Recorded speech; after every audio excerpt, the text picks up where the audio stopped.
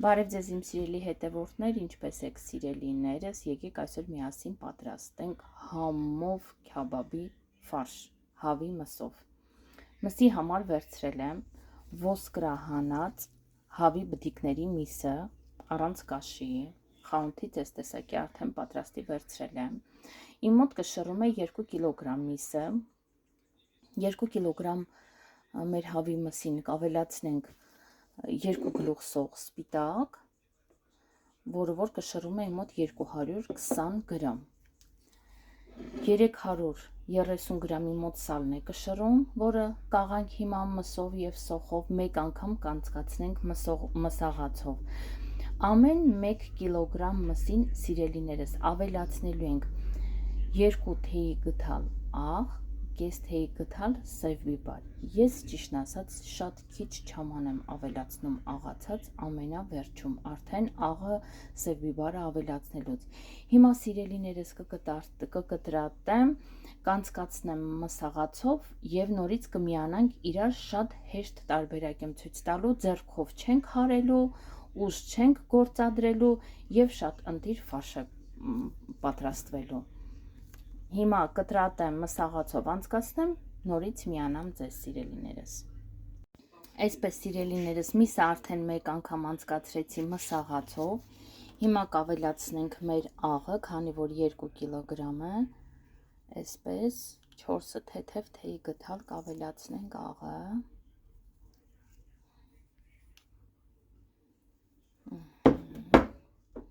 Մեկ թեյի գթալ թեթև կավելացնենք մեր սև բիբարը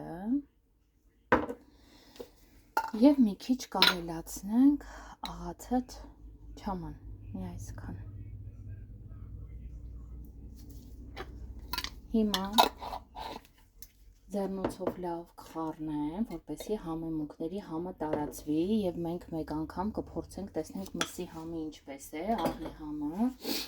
Սիրելիներս ինչ եմ անելու։ Ձեռքով շատ քիչ եմ խառնելու, որպեսզի համը լինի։ Ես այս տեսակի ամանով, իզմելչիցելով, հիմա ծփելու եմ միսը։ Եթե ինչ-որ մեկին պետք է, կասեք, արտիկուլը կգրեմ հաղորդագրությունների բաժնում։ Այս սարքով ծփելուց հետո հավատացեք, ձեռքով ծփել ընդհանրապես պետք չի քյաբաբի միսը։ Հիմա սաղ կխառնեմ, կծփեմ և ձեզ ցույց կտամ ինչպիսի ֆարշ է պատրաստվում։ Հիմա լավ կխառնենք, սիրելի հետևորդներ, որպեսզի մեր համեմունքները լավ տարածվեն և կսկսենք ծփել այդ սարքով, որպեսզի նայեք, սալի կտորները դեռ մանր երևում են, որպեսզի մեր միսը դառնա համասը։ Ես չորացրած կանաչի ընդհանրապես չեմ ավելացնում,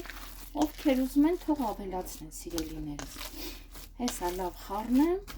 ծփեմ և ձեզ ցույց կտամ, թե ինչ տեսք ունի մեր միսը, սիրելի հետևորդներ։ Նայեք սիրելի հետևորդներ, արդեն միսը ծփել եմ, նայեք ինչ լավ ծփվել է միսը և նայեք ինչ կպչուն շերտ են գոյացել, նայեք, անգամ քթալի վրից չի ընկնում։ Այստեղ էլ պետք չի ընդհանրապես ձեռքով ծփելուն սիրելիներս, նայեք հրաշք միս է ստացվել։ Եվ հիմա ամբողջը անենք, կդնենք սառնարան մեր ամբողջ ֆարշը, 2 ժամ թող մնա սառնարանում մի քիչ միսը սառչի և քյաբաբը պատրաստելուց ձեզ նորից կմիանամ։